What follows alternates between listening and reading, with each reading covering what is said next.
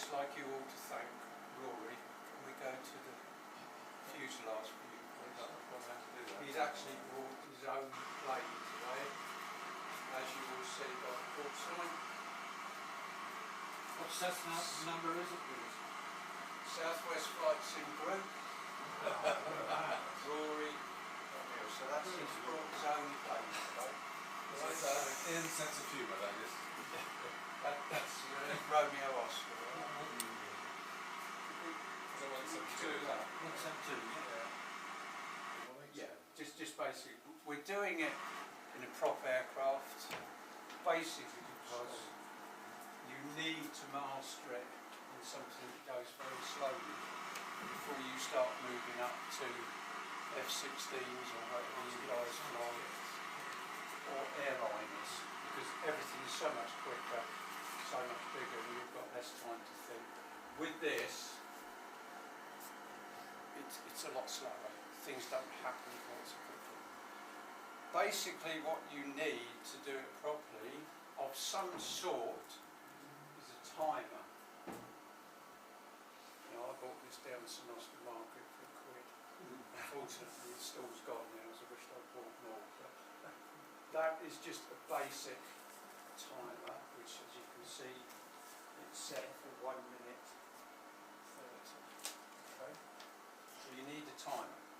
This we will pass round while we're talking. This is a double-sided holding pattern computer. You don't have to switch it on again and off again if it doesn't work. Right? It's totally independent. The discs move, and it covers 3 types of holding pattern, because there's 4 altogether. We're only going to cover 1 today, because teardrop entry takes an awful lot of practice. We're just going to do a straight in, right turn. If you have a look at that, sorry Dave, if you just have a quick look at that and then pass it around, you can be looking at that.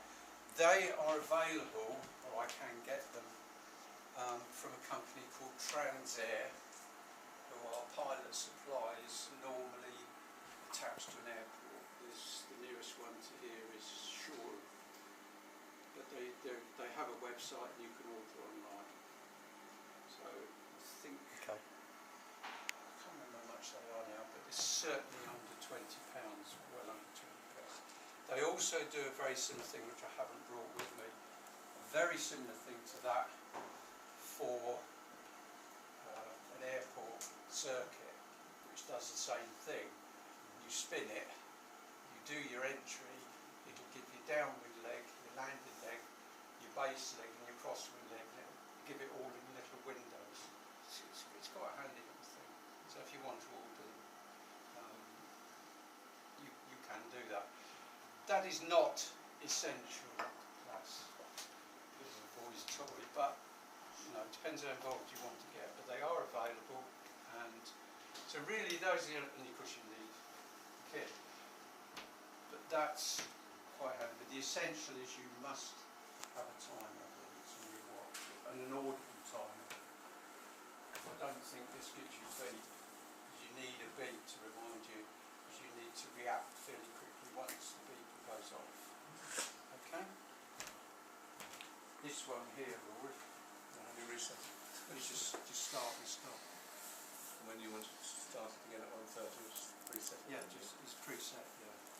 You start, and then you stop it, and it stays at 1:30, and then you can start. So it was 30 each, 1:30 each time. Perhaps we get a crew pilot to do that bit. Yeah, whatever. Well, I can do it. When you, I can do it. I don't want their minds distracted. I can do it, no, it's right. You do it. Like this. Right, okay, let's go through Oh, God. the sheets from the top. If I can find that copy. Disorganised. Oh, you nicked it. That's why I can't find it. Right, we're going to run through this very quickly. Any questions, please ask. Usual format. If you want to stop, and we'll do our best to answer. 2 sheets of paper. The setup and how to fly it, and what it should look like when you've done it, and while you're doing it, with a few instructions. Okay, now one thing I will say, If you use FS Navigator as your chief thing, it will not print a track. If you use FS Commander, which I do have but I don't use, if you've got any questions, Rory's around because he's got FS Commander.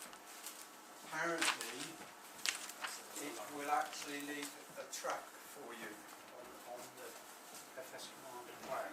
I have seen it because we spoke with the webcam the other morning and Rory showed it to us. I have seen it. It can be quite handy because it can show you, what you're actually doing. But here, this will not do it.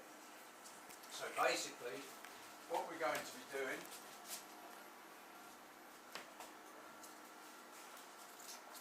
we're going to be flying from here, Benbridge, runway 12, and we're going to do a holding pattern right turn over Goodwood VOR. Now we're only using Cessna, it's not that far, it's only about 17 miles, I think something like that, so we've got time to talk. This tells you how to set up your aircraft. So preferably use the Cessna 18S, 182S, which everybody's got, because I believe it's in FSX as well, isn't it? Yeah. Okay, departure, Echo Golf Hotel Juliet, runway 12. Initial heading 085, which after takeoff is going to take us roughly like that, give or take. Okay. Altitude 2000. Use the autopilot for heading and altitude because it frees you up a bit. You will find flying a Holden pattern is easier if you have something like a Go Flight panel, or what's the one you've got, Rory? VR Insight. Yeah, VR Insight. In other words, a separate panel that's got a spinner on it, like a real aircraft. Otherwise, you've either got to use the scroll wheel on the mouse because you need to change the heading fairly quickly. Otherwise, because you're flying, obviously, if you don't turn it quick enough, it's going to destroy it. But we'll see that later. The VOR we're using for the hold, because the hold will always contain one or other. Some holds are done on NDBs, but as NDBs are being phased out and scrapped, obviously they're becoming less and less. So there's normally some fixed point that you start from, and it's normally a VOR. But you can, if you've got charts at home, you will see holding patterns. You can even do it from an ISEC. So, it can be anything. We use a VOR because it's easier. Okay, so we're going to establish ourselves on the 360-degree inbound radial of Goodwood. Alright? So, can you stop filming for a minute, if you would, please?